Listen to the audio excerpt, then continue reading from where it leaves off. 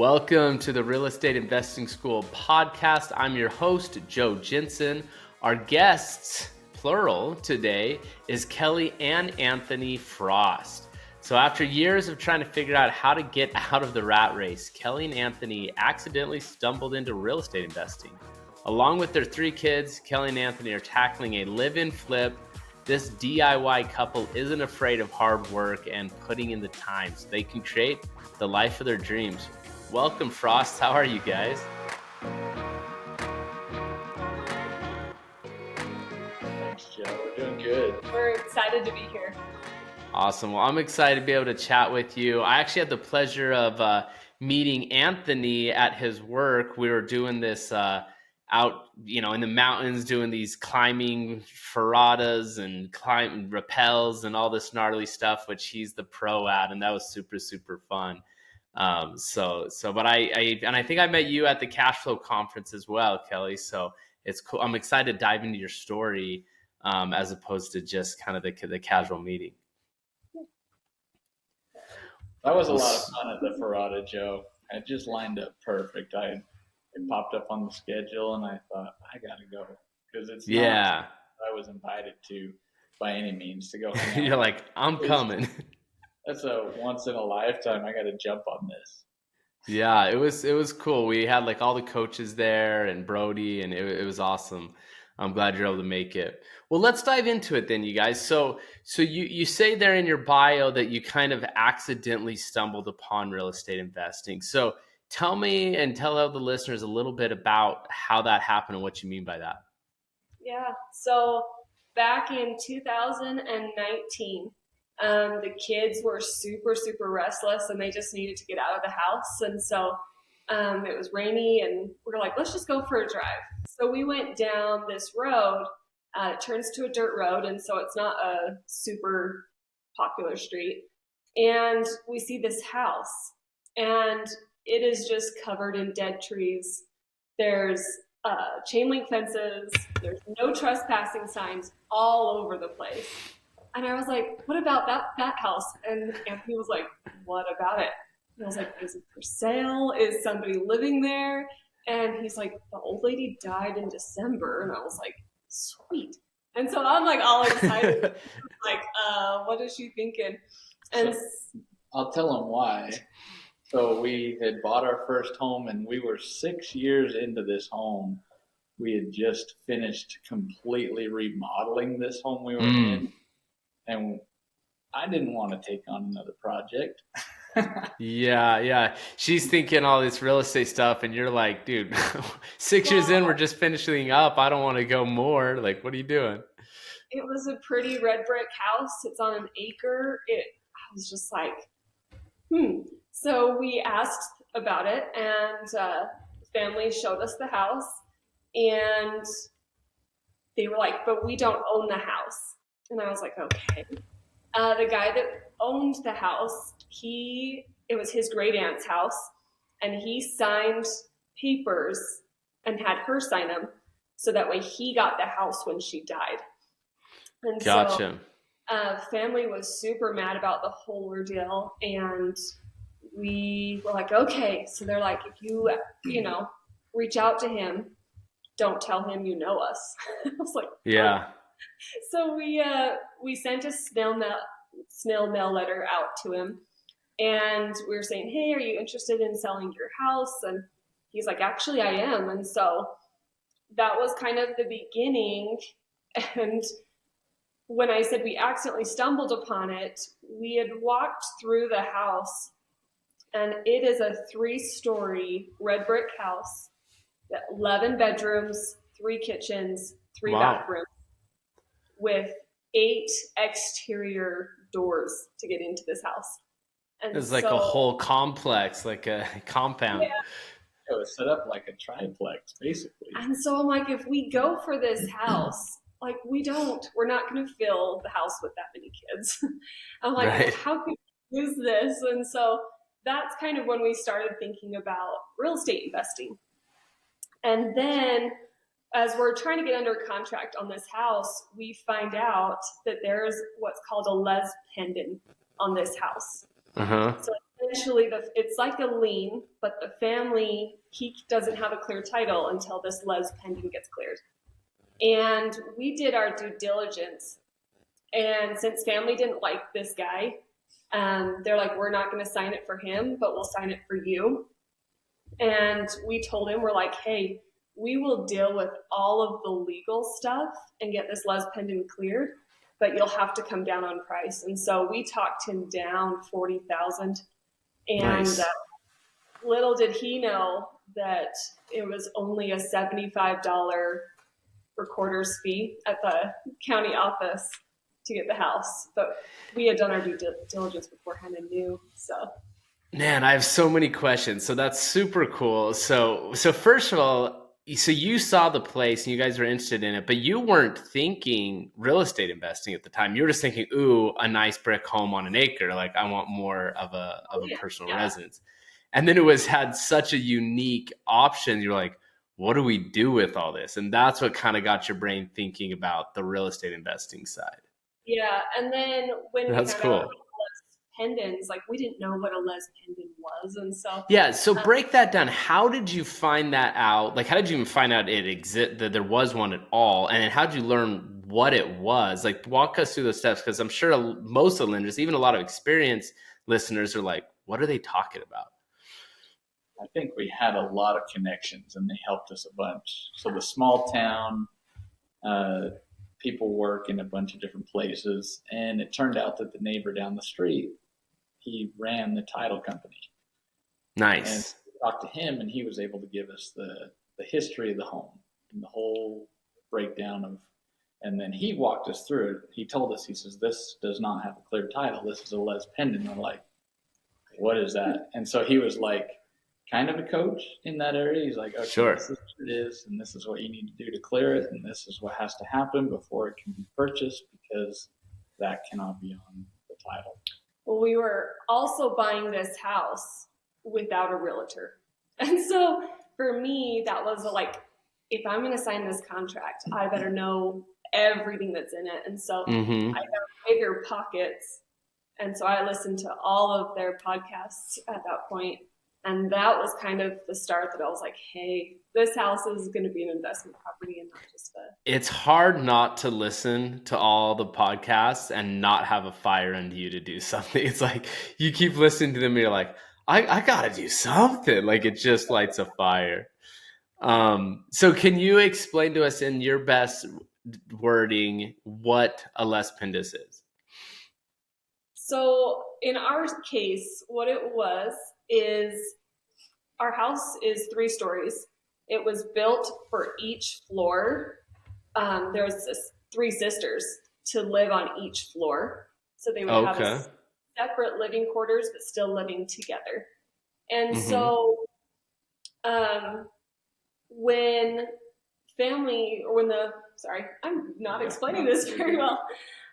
When the lady died, family felt like they deserved part of the money of the house because that was their aunt or their relative. And so it's when family is essentially arguing over, or anybody arguing over that they deserve part of that equity in the house. So they're claiming ownership and they're putting a lien on the property basically. Yeah, so basically any time that there's like legal action, there's any sort of like lawsuit or conflict, if there's like, it could even be like maybe even a contractor's lien lawsuit that's blown up, like whenever there's legal action tying it up, that's basically what a les pendant is. And you guys, it was this whole family ordeal. Because take a step back, because I'm just really interested in the details. Sometimes we go over things so broadly, but I love to dive into the details. So because if you take a step back, the guy that actually owned it, he family as well? You said it was like an uncle or something who ended up getting it when she died? He was a nephew. A nephew, okay. He was overseeing all of the sisters or his aunts, all of their finances. And in doing so, he wasn't doing things the most honest way, and that's where he had them sign the property and into his name And so the family wasn't very excited about that. And they thought they had lost control of it. And so their only control left was to put a les pendant attaching to it so that he could basically not do anything with the property until they gave him permission. Gotcha. So he gets them to put it into his name. The family's fighting it. They're like, that's not legal. You did this wrong. Like, and then so it gets tied up in a lawsuit. And then you guys go to him like, hey, we want to buy this now. And he's like, shoot, it's tied up in a lawsuit. I don't know what I can do with it. Like, yeah, if you'll deal with that, you get $40,000 off, and he gets to wash his hands of it. But you already talked to the family, and they're just like, dude, we'll erase it for you. We don't care. We just don't want to give it to the shady nephew still in the aunt's house. Yeah. That's great. And you had no idea going in. That's the funniest thing is you're going in like, ooh, it's a brick house. And then it's like, you learn all this. Yeah. That's cool. From the time we looked at the house until the time we closed, we waited 15 months. 15 months. Getting everything cleared, getting all the signatures. And he was being really hard-headed, and he didn't want to work with us very much. And so we just pulled out. He wanted as much money as he could get. And sure. Realized that. And there was no competition. We were the only ones asking about it. I mean, he was claiming there were competition, but there wasn't. Yeah. So you're like, no one even knows this thing exists, dude. It's on a back road hidden. Like, it's not listed. Like, yeah. So we were working for, I think, about 6 months with him.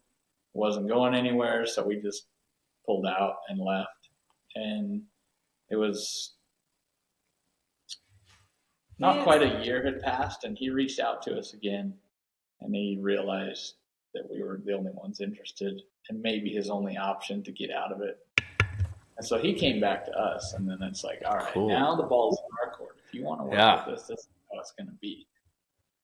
That's cool. No, and that's awesome. Like, it just goes to show, like, I tell people this all the time, like, man, you need to keep lots of, what do they call it? Fires going at the same time. Lots of, pans on the oven. I don't know what they say, but you want to have a lot of things going at one time when it comes to real estate investing, because these things can take so long. Like I said, yours guys took over a year, almost a year and a half, and it's like, if you're just like putting all your eggs in this one basket, like, this is our real estate investing, we're just doing this one thing. It's like, dude, what if the next one takes a year? That's a slow road. But if you got 4 or 5 things going at once, and one falls out and one falls out and one takes a year and one takes 3 months, then you're actually getting a lot more done. And it can be overwhelming especially for the beginners that are coming in. They're like, I don't want to take off multiple things at once, but it's like, you're probably not going to, because most of them won't work out, and the ones that do will drag out. And so you really probably will be biting off less than you think you're biting off, even if you're trying to take down, 4 or 5 things at once. For sure. But that's cool. So you found this, and you guys are pretty handy. You said, the first house you'd spent, years remodeling it, doing it all by hand, doing it yourself. So you weren't afraid of a little fixer upper, it sounds like. No. So not only did we bought this house as is, but it was clear full of stuff. So three people's worth of stuff, right? Well, yeah, but they were all hoarders. And so we had 3 stories, a walk-in attic, a double wide, a greenhouse, and 3 sheds, and a root cellar to clean out. And the building we're in right now. Yeah. Wow. So there's a double wide trailer as well, a greenhouse, and another structure that you're in? Yeah. Yep. Wow. So what's the structure you're in? Just like an out shed or something? So they used it as a canning kitchen, and it's a 2-story building. And below, they used it for like their cold storage for their onions, potatoes, carrots. And we have actually turned it into our home gym. So our gym is outside of our house, but that's awesome. It's probably like 15 feet wide by 30 something feet long. So it's a good space. That's really cool. Yeah, so you got a lot of bang for your buck on this. So what's the game plan then with it? So you saw these options, like, dude, we don't need all of this. We could probably house hack as you're studying the Bigger Pockets and all the podcasts and books. What's the game plan then with it, and how far have you got on the game plan? So right now, the game plan is we're living on the main floor, which is technically considered the second story. The basement is finished and it's on Airbnb, and the upstairs is going to be finished and is possibly going to be turned into a midterm rental or Okay. like employee housing, I guess. Sure. There's also right where the double wide was at, that area has its own utilities. And so we want to actually divide the property. There's enough real estate that we can divide it, because the building that we're in right now is technically considered the ADU for the home. And so there's no building ability on the property unless we divide it. And there's enough room so that the home and the ADU and the whole property can separate. We can start building some more, and we can utilize those extra utilities. So That's cool, because each parcel has so much building capability. So what you checked with the zoning, it sounds like, in your area, and they said each parcel you can do what, like a main structure, an ADU, and a barn or something like that? Is that kind of like, what's the zoning allow in your area for each parcel? Yeah, so it's considered an ADU if it has electrical and culinary water. And our building does, and so it's considered an ADU even though it doesn't have like a bathroom or anything in it. So for us, it makes sense to split the property. Back in 2020, we actually sold that double wide to pay for our kitchen cabinets. Nice. And the guy hauled it off himself, but yeah, so that's our future project. We're 2/3 of the way done with this house. On our future project will be to build the duplex, live in one side, rent out the other. So we'll just be continual house hackers. Yeah, there you go. So that's the idea, is to parcel it out and then build a duplex on the extra parcel once it's its own lot, because then you can build on it again because there's not too many structures on one lot. That's cool. And now, you had something you wanted to add? So the duplex, we're going to live in that while we're renting the home 3 different ways. And then we're going to step from there into our next home. Like, hopefully we can build a home, but like the duplex isn't our end game plan. Like, it's going to be rented 2 different ways eventually as well. We want to totally separate ourselves from this property, because there's going to be a lot of noise on this property when we're all done. There'll be a lot of people on it. Sure. Yeah, that's cool. So I mean, when you're all said and done with this project, you're going to have 5 doors you're renting out. And short term, long term, midterm, all from this one deal. Yeah, that's awesome, man. That's cool. That's super exciting. So when it comes to the zoning of the land, did you check with zoning and they said like how much how big an area can be? Because I know there's certain like minimums of how much you can split it apart. You know what I mean? So how much acreage did you have, and what's the minimum size of a parcel in your area? So we have an acre, and the main house is kind of built right in the middle of the whole acre. Of course. And so, yeah, that's how it goes. And so we're going to divide it. So it'll be like 1/3 and 2/3. But the town, I started going to all of the planning and zoning and the town meetings. And so I'm there every month, even if I'm not on the agenda. So I found out that the depth of the property needs to be 80 feet deep minimum. And then, from where you want to build to the fence line, they have all their different measurements and stuff. It's 80 feet of roadside access. Oh, roadside. And so our property is over 200 feet wide of roadside access. So that gives us plenty of room to divide it into. And then you just have your offsets between the buildings.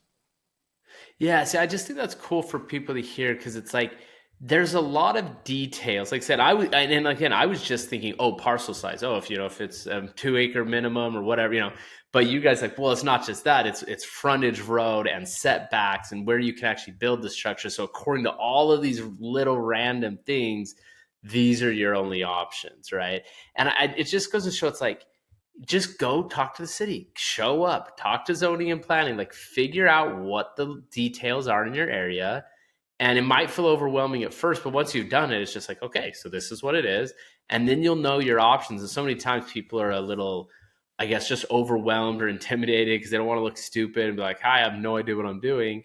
And it's like, but if you do that, then you'll learn all these little details, and then it's like it's not as bad as it seemed on the surface, is what I've found. Is that kind of how you guys have felt as well once you dove in? For me, it was like with the title company, when they were helping us with the house, I was like, they're getting paid to help me. Like, I don't know what I'm doing, but they're getting paid to help me. And so the same with like for the town, I'm like, you guys are on the town board to help me. You guys are on planning and zoning to help me. And so when you Yes. that way, you're like, I don't know everything, but we're going to figure it out. Yeah, you can ask them the hard questions and they have to answer it because they're getting paid to learn those responses.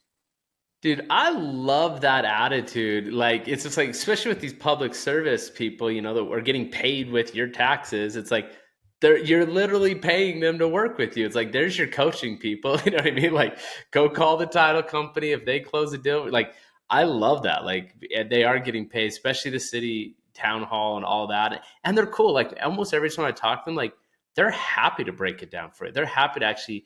What they don't like is people who are trying to skirt the laws and fight with them and battle them. Like, that's the headache person. You trying to figure out how to do it right. I almost never get any pushback or resistance when I'm like, hey, I'm really trying to do this right. Will you teach me how to do it right? They're like, yeah, for sure. Yeah, we've made advances a lot faster when we just swallowed our pride and asked the question. Don't try to figure it out in silence on the internet, Googling it. Just find the right person and ask them, and they'll tell us. Yeah, there's so much power in that. And I always say, like, find what the city wants, find what the county wants, find what your state is pushing, and be aligned with that. If you can do that, it's going to be it'll be a downhill battle. Like, it's easy. It's just like, here, just slide on down. But if you're trying to go against what the county wants and against the city, and you're like fighting, you know, sometimes there's a place for that. If you got a big pet project and you know it'll kill, like, you got to fight a good fight. But if you can avoid that, it's just going to be so much easier. And so, yeah, that's super cool that you guys dove in and figured all that out. And like I said, just feel stupid. It's okay to look dumb, man. Like, I've been doing this for years and done a lot of projects. Like, bought a lot of things. And it's still, I feel like every week I'm like, I have no idea what that means. Can you explain that to me? How does this work? Like, there's so many little nuances, and every county's different. And I buy all over the country. So it's like every state has its own rules. It's like there's so many things to learn. It's like you just got to humble yourself and just not worry about trying to look smart or cool. It doesn't really matter. Yeah. I love that. So that's cool. So what made you guys, so you bought the first house, you remodeled it, and then you had the guts to pull the trigger. Did you sell that one, or did you keep it as a rental, or did you end up selling the first home you bought? It's our biggest regret. Right? I wish we would have been in the school, or at least talked to somebody that knew more about real estate before we moved on with this home, because we did sell it. We fully cashed out, and then we partnered with my parents. They pulled a HELOC on their home, and we bought this entire house in cash. Okay. Because of its condition, it was unfinished, and so it wouldn't qualify for anything but a construction loan. And we thought, I don't know if we want to go through the hoops, if we can qualify for this. Like, it's going to be a lot of money. It's not just the upfront. It's all the estimates. Yeah, I don't know. So yeah, we sold it, but we're here.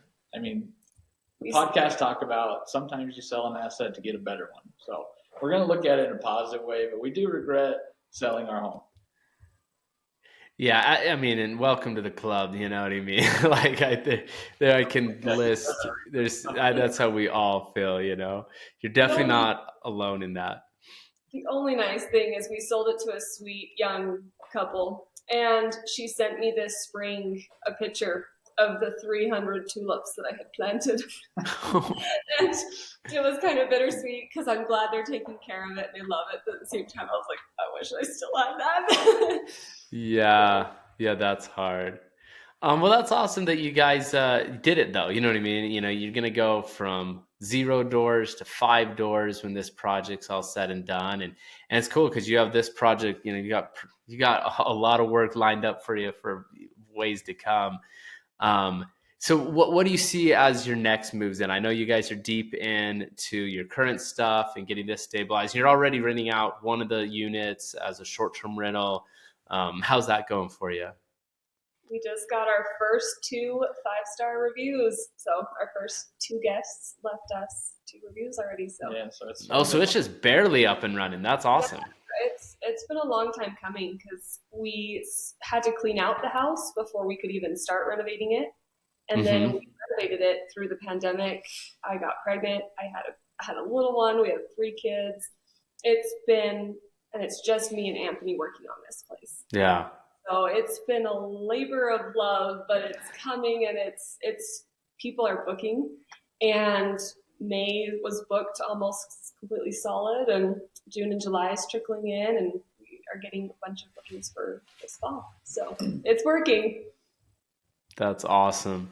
That's great. I love it. So what do you see next on the path besides maximizing this property, which you have so many options, and we didn't even get into like, you know, putting debt on it eventually. You know what I mean? Like once it's all finalized, you get this new appraisal for double what you paid for it, and you can pull out as much money as you put into it. I mean, you have so many options on the financing side. So you can dive into that if you would like, but also just wondering, like, what do you see as other future projects or directions you'd like to go?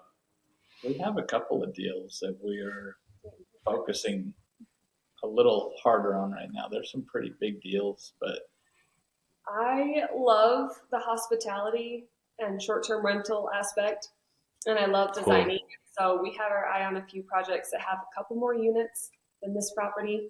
So that will be kind of fun if it will all work out. But yeah, we want to branch out, but for now, our plan is to stay local. We have quite a few options that are just, it's like those sneaky options that are right in plain sight that people don't even pay attention to. Like we've talked to the owners and we're working things out, but eventually we are going to own real estate away from here, and it's probably going to take us out of this town. Hopefully we can turn everything that we own here into management. Like we can create a management company, or we can turn it into an existing, just to free up our time and step away and travel, and get away from here a little bit.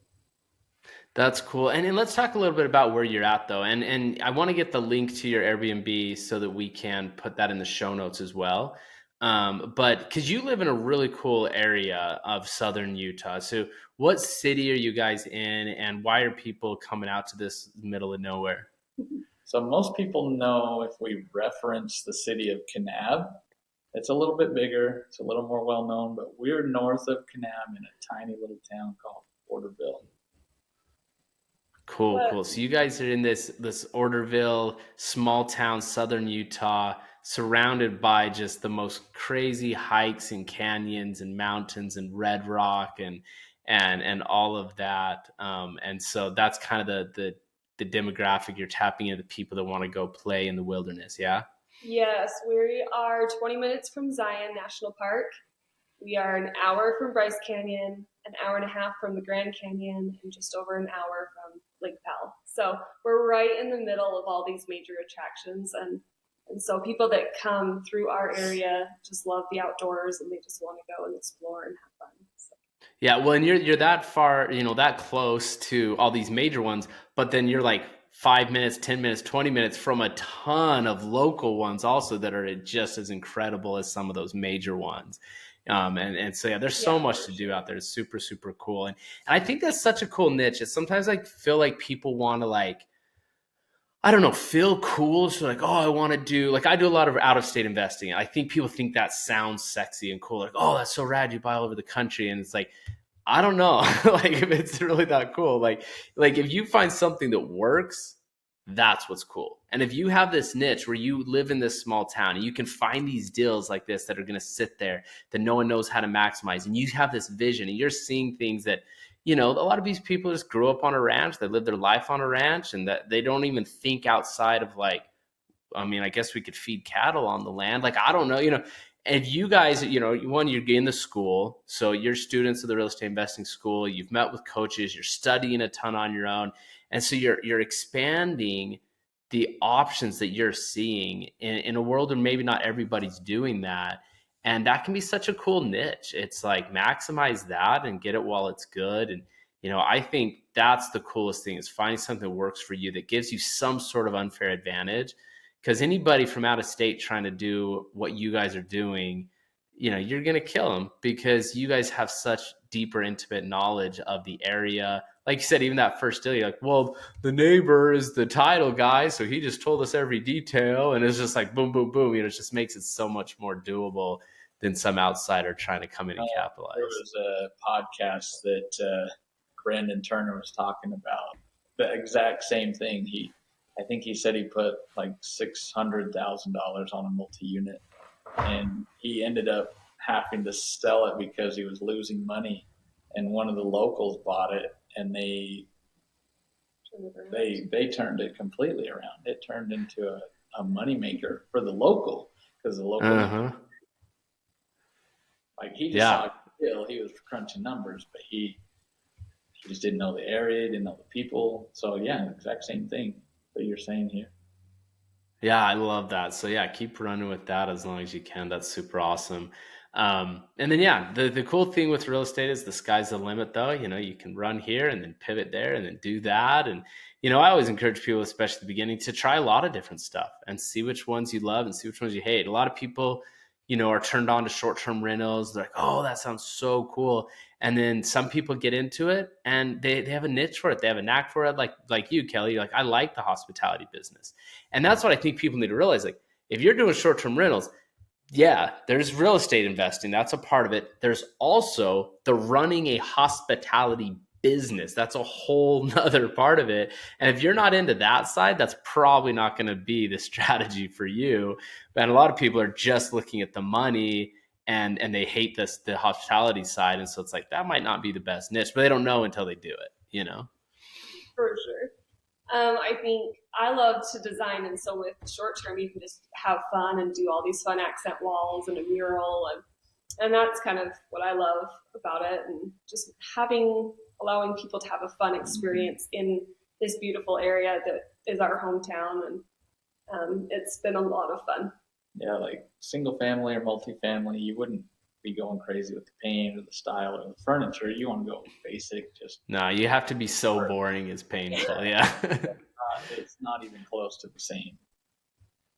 That's cool. Well, that's super awesome, especially when it's such a hands-on, intimate project like, a house hack that you're in. It's like, it's cool to be able to be a little passionate with it, Mm-hmm.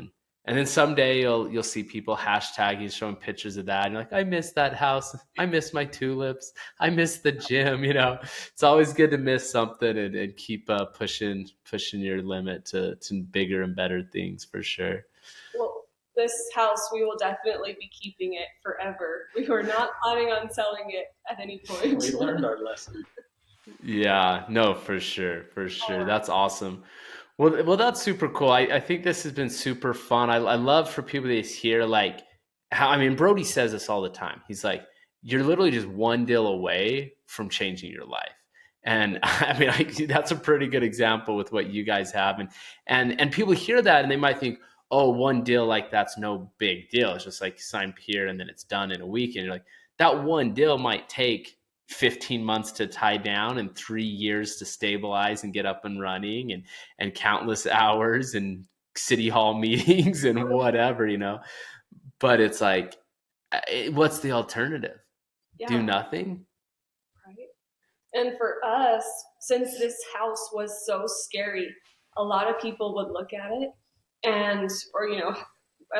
when we bought it, they would look at it and they were like, you guys are crazy for doing this. Yeah. I'm like, you just got to see the potential. We bought this house at $215, and the bank, when we pulled our HELOC on this house, they gave us an ARV of $845,000. So you've already pulled out debt on it. So yeah, so we had to pay off his parents because they helped us Right. with the house, and so we Gotcha. built a small HELOC on it just to pay off his parents and pay for extra renovations materials. Man. But yeah, let's go back to those numbers for a second. I mean, you bought it for $215 and the last appraisal that came out was over $8. Mm-hmm. Like, one deal. That, I mean, that's crazy. I mean, you might, wow. Like, it's just like, how long would it take the average person to make $600,000 of wealth? You know what I mean? Like more time than the 15 months you waited to lock this baby down. You know what I mean? 3 years to renovate it. Yeah. Yeah, and the 3 years to renovate. You're like, well, that's still like $200,000 a year. Like, I'll take it. You know what I mean? So yeah, I don't know. You might end up selling that and rolling that into a lot of projects. That's a lot of equity.